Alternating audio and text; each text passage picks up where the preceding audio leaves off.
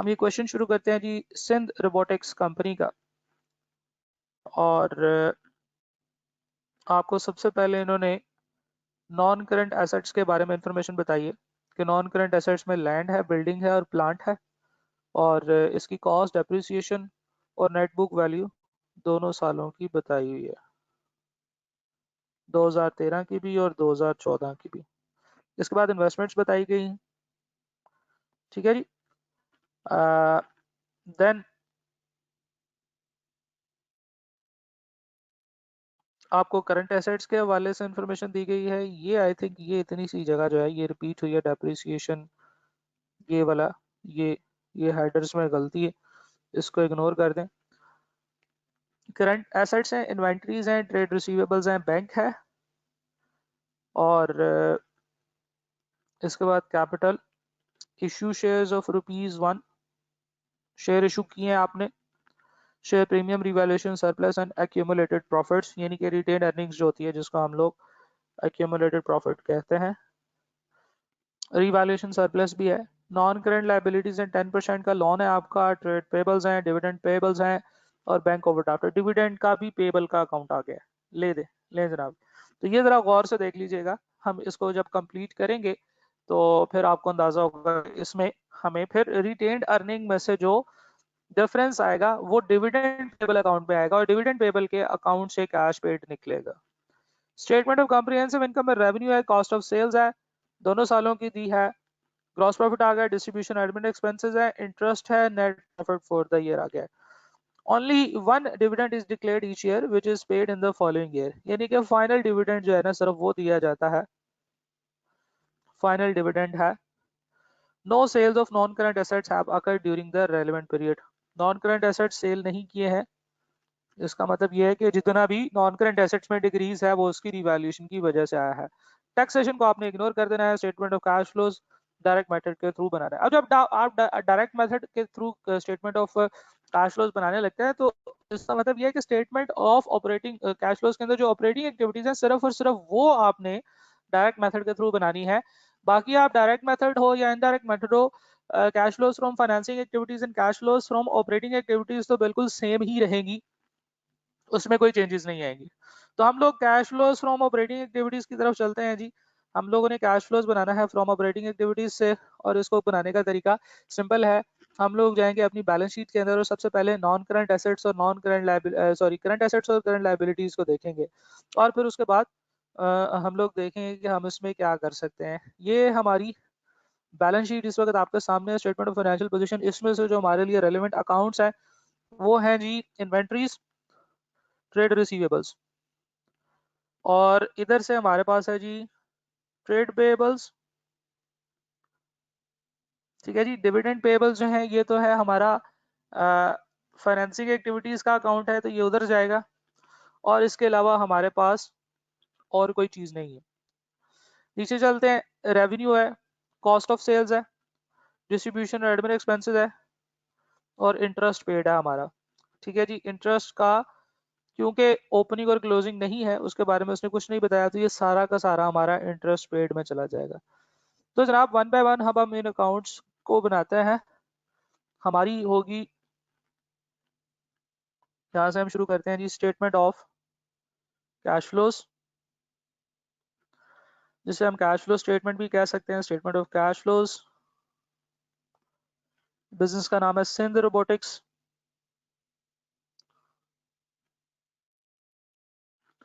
और cash flows जो है वो हमने कौन सी डेट की बनानी है, वो हमने बनानी है जनाब 31 दिसंबर 2014 की। नीचे इसका खैर आंसर भी कॉपी पेस्ट हो गया है, चलें कोई बात नहीं। 31 दिसंबर 2014 की। तो हम लोग बनाएंगे सबसे पहले कैश रिसीव्ड फ्रॉम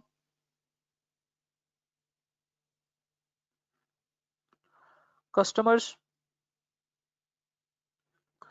इसके लिए टी अकाउंट बनाना होगा, इन्वेंट्री का, ट्रेड रिसीवेबल्स का और ट्रेड पेबल्स का अकाउंट बनता है। तो मैं ऐसे करता हूँ, मैं यहीं पे बना लेता हूँ जी कहीं पे, ताकि मुझे ज्यादा मूव ना करना पड़े लेफ्ट राइट, या चले इधर बना लेते हैं वर्किंग्स। तो ट्रेड रिसीवेबल्स ओपनिंग है जी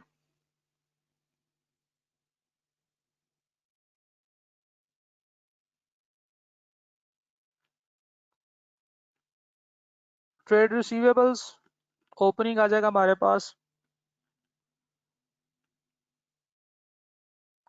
40,000 और क्लोजिंग है जी 50,000। ऐसे ही ना जी, पहले हमारे 31 दिसंबर 2013 के बैलेंसेस हैं, फिर 31 दिसंबर 14 के बैलेंसेस हैं। ठीक हो गया जी। तो ओपनिंग है 40,000, क्लोजिंग है 50,000। 40,000 और क्लोजिंग है जी 50,000 ट्रेड रिसीवेबल्स का। सेल्स हम लोग लिखते होते हैं trade receivables debit, sorry debit, trade receivable debit side पे बैलेंसेस आएंगे। ट्रेड रिसीवेबल का अकाउंट बनाते हैं जी, ओपनिंग डेबिट साइड पे आएगा 40,000 और 50,000।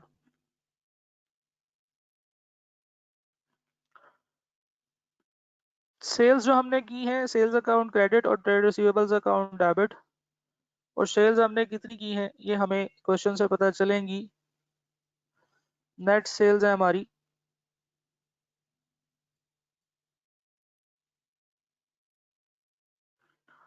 200,000 की।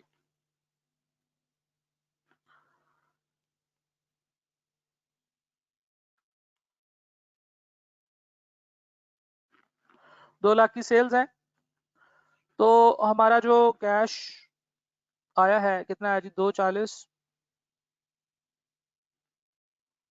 इधर भी और इधर भी 240 हो जाएगा जी।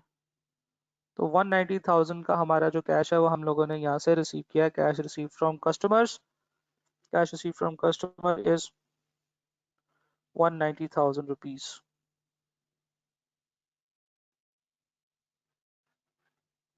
ओके, हम लोगों ने इसके बाद कैश पेड टू सप्लायर्स निकालना होता है ji. Cash paid to suppliers के लिए हमारे पास है ट्रेड पेबल्स का अकाउंट। ट्रेड पेबल्स ओपनिंग 40 है, क्लोजिंग 60 है। तो ट्रेड पेबल्स की तरफ चलते हैं। ओपनिंग 40,000 है और क्लोजिंग इसका 60,000 है। यहाँ पे हमने डालनी है परचेजेस, परचेज अकाउंट डेबिट, लेकिन परचेजेस तो हमें पता ही नहीं कि कितनी हुई हैं। परचेजेस हमारी निकलेंगी इन्वेंट्री के अकाउंट से। तो इन्वेंट्री के अकाउंट में चलते हैं। इन्वेंट्री के अकाउंट में अगर देखा जाए तो ओपनिंग 55 है, क्लोजिंग 65 है। Opening 55,000, closing 65,000। ओके, अब यहाँ पे हम लोग डालेंगे cost of sales. Cost of sales, cost of sales उसने कितनी बताई है जनाब? ये नीचे बताइए उसने। कॉस्ट ऑफ सेल्स है हमारी 1,20,000 की। 120,000। इसका मतलब ये है कि हमने जो परचेजेस की हैं वो कितनी की हैं जी? 185,000 टोटल बनेगा जी, 185,000। और परचेजेस 55 इसमें से माइनस किया तो 1,30,000 की परचेजेस हैं, जो कि हम लोग यहाँ पे लिखेंगे 130,000 ट्रेड पेबल्स में। तो हमें यहाँ से पता चलेगा कि हमने इनको कैश कितना पे किया है। 170,000, 170,000 एंड 110,000 ले जनाब। तो 170 में से 60 निकाला तो 110 का कैश पे किया है हमने। तो cash paid to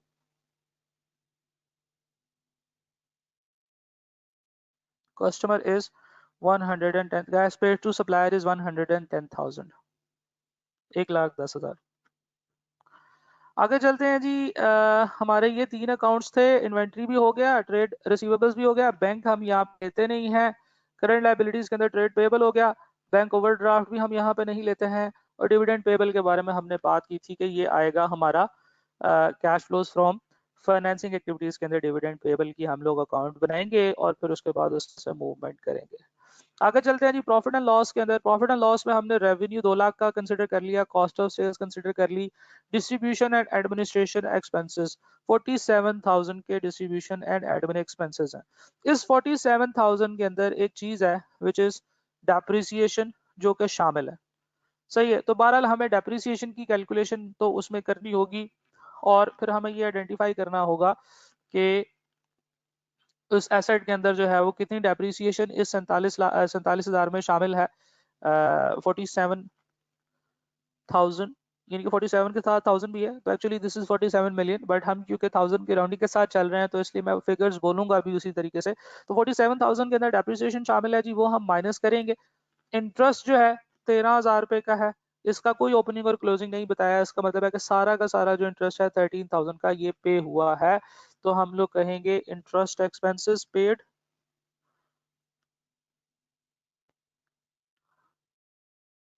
that is 13,000, cash पे टू सप्लायर माइनस में होगा 13,000, ये भी माइनस में होगा। अब हमने सिर्फ एक चीज आइडेंटिफाई करनी है, वो है जी अदर एक्सपेंसेस पेड।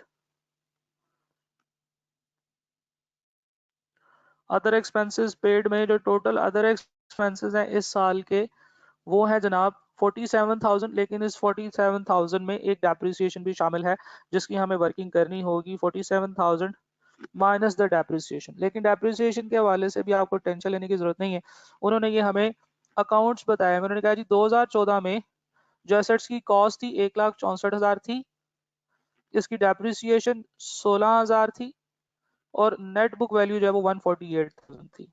सही है जी, तो उसने हमें खुद ही बता दिया है कि नॉन करेंट एसेट जो हैं इनकी कॉस्ट 31 सितंबर 2014 पे जो हम लोगों ने चार्ज की है वो है 164,000।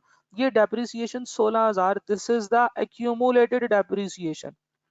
देखे ना, वो 164,000 में से 16,000 माइनस करके नेट बुक वैल्यू 148,000 बता रहा है। तो ये जो डेप्रिसिएशन जो है ये एक्यूमुलेटेड डेप्रिसिएशन है और ये भी एक्यूमुलेटेड डेप्रिसिएशन है पिछले साल की। तो करंट ईयर की डेप्रिसिएशन कैसे आइडेंटिफाई हो सकती है? हमें पता है कि दो कंसेक्टिव ईयर्स की एक्यूमुलेटेड डेप्रिसिएशन अगर हम पकड़ें तो उन दोनों के दरम्यान में जो डिफरेंस होता है that is the depreciation for the year. तो हमें यहाँ से पता चलेगा कि depreciation for the year is 2,000 rupees. पिछले साल एक्यूमुलेटेड डेप्रिसिएशन 14,000 थी, इस साल एक्यूमुलेटेड डेप्रिसिएशन 16,000 हो गई। तो depreciation for the year is 2,000 rupees. तो 470,000 में से 2,000 हमें माइनस करना होगा, तो हमें पता चलेगा कि हमारा जो अदर एक्सपेंसेस पेड है वो 468,000 है जी। सही है ji, so this is our total cash flows from operating activities. तो ये कितना बनेगा जी?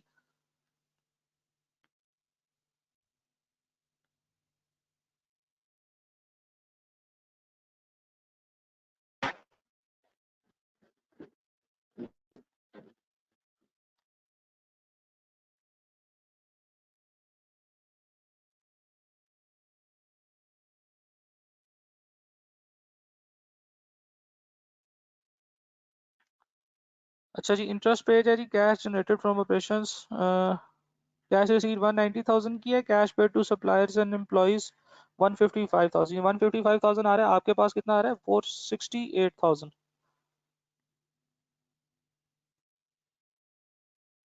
हाँ हाँ, ये 47,000 नहीं है, मैंने 470,000 लिख दिया। Okay okay, sorry sorry sorry. ये जरा देखिएगा जी,